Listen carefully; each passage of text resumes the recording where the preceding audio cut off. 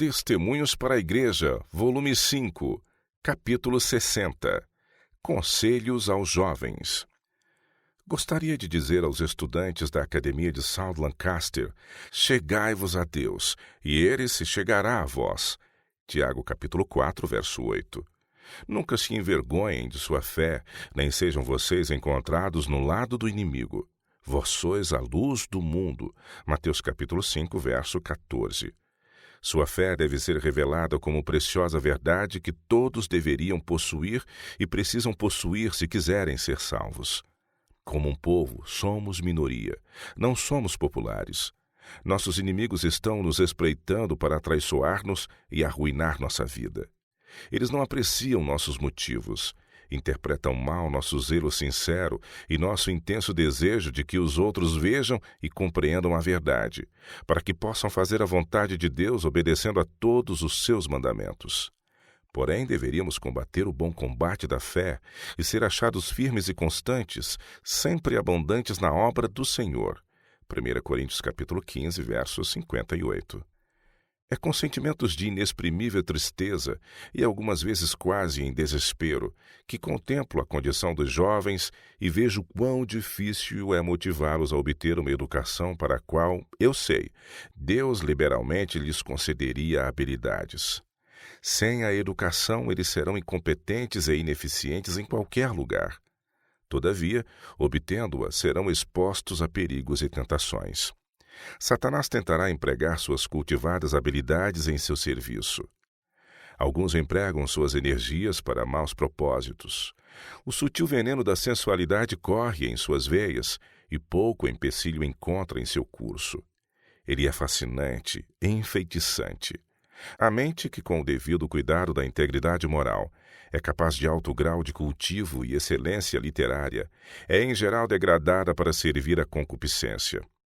Elevados princípios morais e a piedade prática não possuem qualquer encanto para essas iludidas almas, e é quase impossível exercer sobre elas qualquer influência, quer por preceito, quer por exemplo, que possa frustrar os esforços de Satanás para corrompê-las e arruiná-las. A menos que esses moços e moças estejam dispostos a aprender, a ser aconselhados pelos de mais experiência, certamente serão desviados pelos ardis de Satanás. E a menos que aqueles que os ensinam estejam continuamente crescendo na graça, no conhecimento da verdade e em discernimento espiritual, estarão em perigo por seu exemplo e promoção de ideias errôneas de inconscientemente auxiliar o inimigo em seu trabalho, levando indivíduos a considerá-las como o melhor para si, mas que trarão menor bem e serão de mínimo benefício para eles. Os planos feitos e realizados para a educação de nossa juventude não são, em hipótese alguma, tão amplos. Eles não deveriam visar a uma educação unilateral, mas todos os seus ramos precisariam merecer igual atenção. Filosofia moral, estudo das Escrituras e educação física deveriam ser combinados com os estudos curriculares usualmente adotados por outras escolas. Cada faculdade, física, mental e moral, necessita ser treinada, disciplinada e desenvolvida para que possa prestar seu melhor serviço. A menos que todas sejam igualmente fomentadas, não poderá cada uma fazer amplamente seu trabalho sem sobrecarregar alguma parte do organismo humano. Muito se tem falado e escrito acerca da importância de educar a mente para o mais elevado serviço. Isso às vezes tem levado à opinião de que se o intelecto é educado de modo a pôr em campo suas mais altas faculdades, fortalecerá a natureza física e moral para o desenvolvimento do homem todo. O tempo e a experiência têm demonstrado ser isso um erro. Temos visto homens e mulheres saírem do colégio como diplomados sem ser absolutamente qualificados para fazer uso adequado do maravilhoso organismo físico com o qual Deus os proveu. O corpo todo se destina à ação e não à inatividade. Se as faculdades físicas não se empenharem da mesma forma que as mentais, demasiado esforço é exigido destas. A menos que cada parte do organismo humano cumpra as tarefas que lhe são designadas, as faculdades mentais não poderão ser usadas até sua capacidade máxima por qualquer período de tempo. Faculdades naturais têm de ser governadas por leis naturais e têm de ser educadas a trabalhar em harmonia com essas leis. Não podem os professores de nossas escolas desrespeitar nenhum desses pormenores sem esquivar-se à responsabilidade. O orgulho pode levá-los a buscar um alto padrão secular de realização intelectual, a fim de que os estudantes possam brilhar. Mas, em se tratando de sólidas aquisições, essas que são necessárias para habilitar homens e mulheres para toda e qualquer emergência na vida prática, esses estudantes estarão apenas parcialmente preparados para ter êxito na vida. Sua educação defeituosa muitas vezes leva ao fracasso, seja qual for o ramo de atividade que empreendam. Exercícios em ambiente fechado podem, em alguns pontos, ser vantajosos. Eles foram preparados para atender à necessidade de exercício físico útil e se têm tornado populares nas instituições educacionais, mas não estão isentos de inconvenientes. Se não forem cuidadosamente dosados, produzirão mais mal do que bem. Alguns têm sofrido permanentes danos físicos devidos a esses esportes.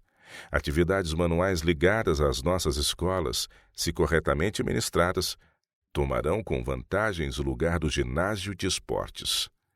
Os professores deveriam dar muito mais atenção às influências físicas, mentais e morais em nossas escolas. Conquanto o estudo das ciências possa conduzir os estudantes a altas realizações literárias, ele não proporciona uma educação total e perfeita. Quando atenção especial é dada ao desenvolvimento completo de cada faculdade física e moral que Deus concedeu, os estudantes não deixam os nossos colégios dizendo-se educados, enquanto são ignorantes daquele conhecimento que necessitam para a vida prática e para o pleno desenvolvimento do caráter. Meu coração dói quando vejo essas deficiências, pois seu resultado é perda da saúde, falta de cuidado e carência de adaptação para aquela espécie de trabalho que é mais essencial ao sucesso na vida. Os jornais são pródigos em sensacionais noticiários de fraudes, desfalques e misérias familiares. Maridos que fogem com esposas de outros e mulheres que se evadem com maridos de outras. Tudo porque essas pessoas não foram educadas em hábitos industriosos e nunca aprenderam como economizar tempo ou empregar suas faculdades da melhor maneira para tornar feliz o lar. Quisera eu poder chamar a atenção de cada professor em nosso país sobre esse assunto. É uma tarefa que devem realizar para ampliar e elevar seu trabalho educacional. Temos justamente diante de nós um tempo em que a condição do mundo se tornará desesperadora, quando a verdadeira religião que rende obediência a um assim diz o Senhor se tornará quase extinta. Nossa juventude deveria ser ensinada que as más obras não são esquecidas ou passadas por alto, porque Deus não pune imediatamente e com extrema indignação seus autores. Deus mantém uma conta com as nações. Durante todos os séculos da história deste mundo, os maus obreiros têm acumulado ira para o dia da ira. E quando chegar plenamente o tempo em que a iniquidade houver atingido o limite estabelecido da misericórdia divina, sua clemência terminará. Quando as contas acumuladas nos livros de registro do céu indicarem que a soma da transgressão está completa, virá a ira sem mistura de misericórdia. Então se verá que tremenda coisa é esgotar a paciência divina. Esta crise será atingida quando as nações se unirem na invalidação da lei de Deus. Chegará o tempo em que os justos serão provados por Deus devido à superabundante iniquidade. Nada, a não ser o poder divino, pode deter a arrogância de Satanás unido a maus homens. Porém, na hora de maior perigo para a igreja, serão oferecidas em seu favor as mais ferventes orações pelo fiel remanescente, e Deus ouvirá e atenderá na própria ocasião em que a culpa do transgressor atingir o auge. Deus fará justiça aos seus escolhidos, que a ele clamam dia e noite, embora pareça demorado em defendê-lo. Lucas capítulo 18, verso 7. Serão zelosos pela honra divina. Eles serão zelosos em oração e sua fé crescerá robusta. Há pouco zelo entre os estudantes. Eles deveriam fazer mais diligentes esforços. Exige muito esforço saber como estudar. Cada estudante deveria cuidar que nenhuma obra de segunda categoria saísse de suas mãos. Deveria tomar para si as palavras que o apóstolo Paulo endereçou a Timóteo: persiste em ler, exortar e ensinar, até que eu vá. Não desprezes o dom que há em ti, o qual te foi dado por profecia, com a imposição das mãos do presbitério. Medita estas coisas, ocupa-te nelas, para que o teu aproveitamento seja manifesto a todos. Tem cuidado de ti mesmo e da doutrina. Persevera nestas coisas, porque fazendo isto te salvarás tanto a ti como aos que te ouvem. 1 Timóteo capítulo 4, versos de 13 a 16. O dever de adultos e jovens deve ser exposto em linguagem simples e positiva, porque nosso destino está lançado em tempos perigosos, quando parece que a verdade será sobrepujada pelas falsidades e enganos de Satanás. No tempo de prova e sofrimento, o escudo da onipotência será posto sobre aqueles a quem Deus fez depositários de sua lei. Quando os legisladores renunciarem aos princípios do protestantismo para apoiar e estender o braço de amizade ao catolicismo, Deus intervirá de modo especial em prol de sua própria honra e salvação de seu povo. Os princípios que nossa juventude necessita cultivar precisam ser mantidos diante deles em sua educação diária, para que, quando o decreto for baixado, exigindo que todos adorem a besta e sua imagem, eles possam tomar decisões acertadas e ter coragem para declarar sem tremor sua confiança nos mandamentos de Deus e na fé de Jesus, justamente no tempo em que a lei de Deus for abolida pelo mundo religioso.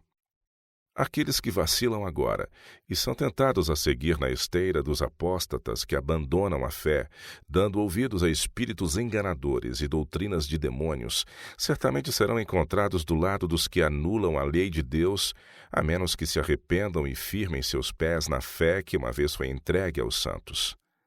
Se estamos vivendo entre os temíveis perigos descritos na palavra de Deus, não deveríamos despertar para as realidades da situação? Por que ficar assim silenciosos? Por que fazer de pequena importância as coisas que são de grande interesse a cada um de nós? A Bíblia deveria ser nosso mais caro tesouro, diligentemente estudada e ensinada de maneira zelosa a outros. Como pode essa espantosa indiferença continuar naqueles que têm tido luz e conhecimento? Profecia e história deveriam formar uma parte dos estudos em nossas escolas e todos os que aceitaram o cargo de educadores deveriam prezar mais e mais a revelada vontade de Deus e, em simplicidade, instruir os estudantes. Deveriam desdobrar as Escrituras e mostrar em sua própria vida e caráter as preciosidades da religião bíblica e a beleza da santidade. Mas nunca, nem por um momento, deixar a outros a impressão de que seria proveitoso ocultar sua fé e doutrinas dos descrentes, temendo não serem altamente honrados se seus princípios forem conhecidos. Não é hora de nos envergonharmos de nossa fé. Somos um espetáculo ao mundo, aos anjos e aos homens. Todo o universo está observando com inexprimível interesse para ver a obra de encerramento do grande conflito entre Cristo e Satanás. Num tempo como este, justamente quando a grande obra de julgamento dos vivos está para começar, deveríamos permitir que ambições não santificadas tomem posse do coração? O que pode haver de mais valioso para nós agora, excetuando-se ser encontrado leal ao Deus do céu? O que pode ser de algum valor real neste mundo, quando estamos no limiar do mundo eterno? Que educação podemos dar aos estudantes de nossas escolas que seja tão necessária como o conhecimento do que diz a Escritura? Exemplos de heróica fidelidade a Deus. José, quando honrado pelos egípcios, não dissimulou sua fidelidade a Deus. Elias, em meio à geral apostasia, não procurou esconder o fato de que servia ao Deus do céu. Os profetas de Baal eram em número de 450. Seus sacerdotes 400 e seus adoradores eram milhares. Todavia, Elias não procurou dar a impressão de que estivesse do lado do povo. Solenemente permaneceu só. A montanha estava lotada com um povo cheio de ansiosa expectativa. O rei chegou em grande pompa, e os idólatras, confiantes no triunfo, deram-lhe vivas em alta voz. Mas Deus havia sido grandemente desonrado. Um homem, e apenas um, surgiu para vindicar-lhe a honra. Com voz clara como de trombeta, Elias dirigiu-se à vasta multidão. Até quando cocheareis entre dois pensamentos? Se o Senhor é Deus, segui-o, e se Baal, segui-o.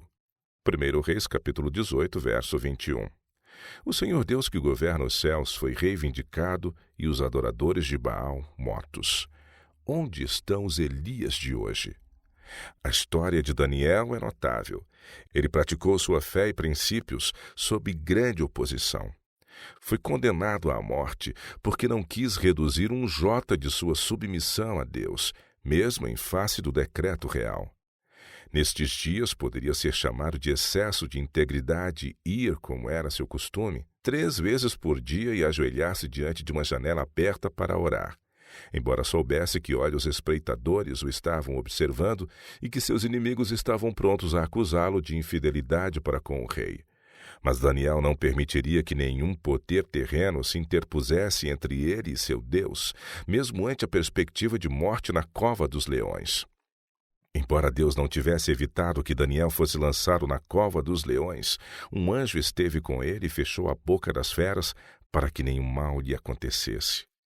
Na manhã seguinte, quando o rei chamou por ele, Daniel respondeu: O meu Deus enviou o seu anjo e fechou a boca dos leões para que não me fizessem dano, porque foi achada em mim inocência diante dele, e também contra ti, ó rei, não tenho cometido delito algum. Daniel capítulo 6, verso 22. Ele foi um nobre e inabalável servo de Deus. Coisa alguma se ganha pela covardia ou pelo temor de que se venha a saber que somos o povo de Deus, observadores de seus mandamentos. Ocultar nossa luz como envergonhados de nossa fé só resultará em revés. Deus nos deixará à mercê de nossa fraqueza. Não permita a Deus que nos recusemos a deixar brilhar nossa luz em qualquer lugar a que nos possa chamar. Se nos aventurarmos a sair por nossa própria conta, seguindo nossas próprias ideias, nossos planos, deixando atrás a Jesus, não devemos esperar ganhar força, ânimo ou poder moral. Deus tem tido heróis morais e os tem agora, os que não se envergonham de ser seu povo peculiar. Eles têm a vontade e os planos todos subordinados à lei de Deus. O amor de Jesus os levou a não considerar preciosa sua vida. Sua obra é captar a luz da palavra de Deus e deixá-la brilhar ao mundo, em raios claros, constantes. Fidelidade a Deus, eis o seu lema. Pastores instruídos. O comerciante, o carpinteiro, o fazendeiro e o advogado, todos precisam aprender seu negócio ou profissão. De início, por falta de conhecimento, eles fazem um trabalho imperfeito. Mas, à medida que prosseguem pacientemente em sua vocação, tornam-se mestres em suas múltiplas ocupações. Sem rigorosa aplicação de mente e coração e de todas as energias do ser, o pastor será um fracasso. Ele pode ser um pregador, mas também precisa ser talhado para atuar como pastor. O estudo nunca deve cessar, mas continuar durante todo o tempo de seu trabalho. Não importa quão bem qualificado para sua ocupação ele possa pensar estar. Os tempos exigem pastores inteligentes e preparados, e não noviços. As falsas doutrinas estão se multiplicando. O mundo está se tornando instruído segundo um alto padrão literário. Pecado, incredulidade e infidelidade estão se tornando mais audaciosos e desafiadores à medida que o conhecimento intelectual e sagacidade são adquiridos. Esse estado de coisas demanda o uso de cada faculdade do intelecto. O pastor deverá enfrentar mentes aguçadas que se acham sob o controle de Satanás. Ele deve ser bem ponderado consoante princípios religiosos, crescendo na graça e no conhecimento de nosso Senhor Jesus Cristo. Muito trabalho acidental tem sido feito e as mentes não são exercitadas segundo sua plena capacidade. Nossos pastores terão de defender a verdade contra fundamentos apóstatas, bem como apresentar evidências escriturísticas àqueles que advogam erros capciosos. A verdade precisa ser posta em contraste com argumentos audaciosos. Nossos pastores devem ser homens inteiramente consagrados a Deus e cultos, mas sua mente precisa estar repleta de fervor espiritual, juntando os divinos raios procedentes do céu e espargindo-os em meio à escuridão que cobre a terra e à pesada negridão que envolve o povo. Vício, crime e iniquidade de toda espécie estão crescendo constantemente. O penetrante poder da verdade bíblica precisa mostrar o contraste entre a verdade e o erro. Um mais alto grau de preparo é requerido visando a prestação de bons serviços ao mestre. Porém, se o pastor se acomoda ao conhecimento já adquirido e não sente a grande necessidade de diária iluminação divina, a educação obtida se torna apenas uma pedra de tropeço aos pecadores. Queremos que o Deus de toda sabedoria esteja envolvido em todos os nossos trabalhos e experiências, e cada jota de conhecimento obtido será um poder para o bem e ajudará no desenvolvimento da capacidade e zelo cristão. Isso é religião.